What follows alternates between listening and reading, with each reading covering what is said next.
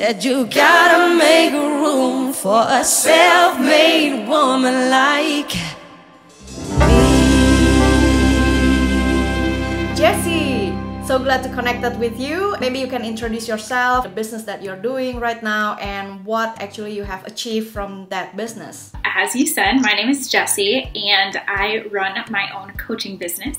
It's called Notes from Jessie.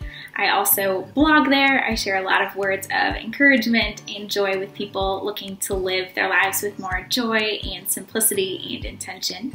And I published a book actually almost a year ago now, which is so crazy. It's called Ready, Set, Now What? It's about figuring out your purpose and identity and gifts post like high school or college graduation, just kind of figuring out what life in the real world looks like. So that's been my adventure. It's been crazy and amazing, and I've loved every minute of it. Tell us the story behind it, like how did you find that passion and what was the challenge? Well, I grew up as an oldest child, and I'm very type A. I like everything to be planned out and organized, and I like to have things go my way. But as most people probably know, life doesn't always go your way. And so that was really hard for me. I had to learn that lesson the hard way. When I was graduating from college, I was trying really, really hard to secure a job before I graduated because I thought that was the right way to do things. But it didn't work out that way. Try as I might, I couldn't secure a job. I was applying and interviewing, and it just didn't work out. And I was freaking out. I was getting super frustrated. Like, why isn't this working? Why can't I make it work?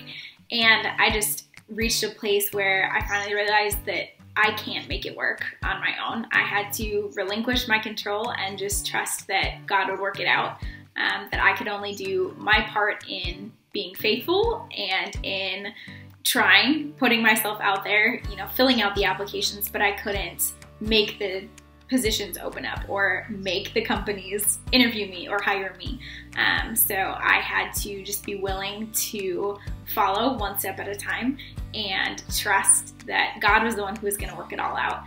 And there was just so much freedom in realizing that, and realizing that I don't have to work it all out. I'm not the one who's in control.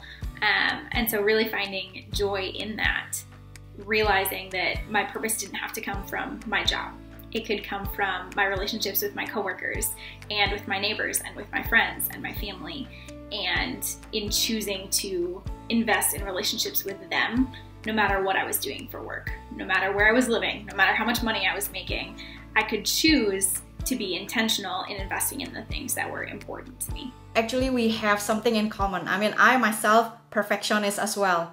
And I can't imagine in this journey of letting go of our control, what kind of habit at first when you discipline yourself to letting go that perfectionist. I did a few things. I think taking time to just step back and take a breath helps a lot. It helps me think about how I'm going to respond to something. So if something doesn't go my way, instead of immediately getting frustrated about it, just taking a second to pause and like get a little bit more perspective, like traffic's really terrible and I'm gonna be late, but I can't do anything about it. So I'm just gonna relax and it'll be fine, and I'll be 5 minutes late and no one will really care. Everything will go on just as planned and it will be perfectly fine. And then I started talking to other people about it, which helped a lot too, because not only do you start to feel like it's much more normal, like you're not the only one, but you can gain perspective and advice from other people too. Other people who've been in similar situations, who have also learned, you know, tips and tricks or habits for figuring out how to lean more into joy and peace as opposed to stress and perfectionism.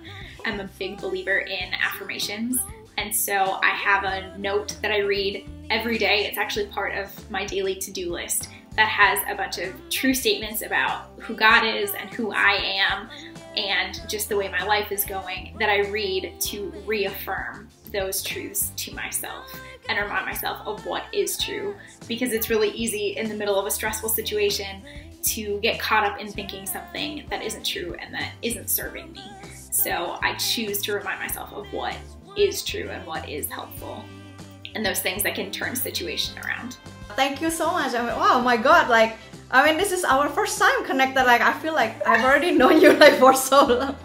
If anyone in the audience would like to get to know you more and would like even to be coached by you, what link they could find you and your social media or something? I'm on Facebook and Instagram, but you can find all of that on my website, which is notesfromjessie.com. It has all my links for all the social media. So thank you so much, Jessie. So glad to have you here in the show. Yeah, I was so excited. I loved it. Gotta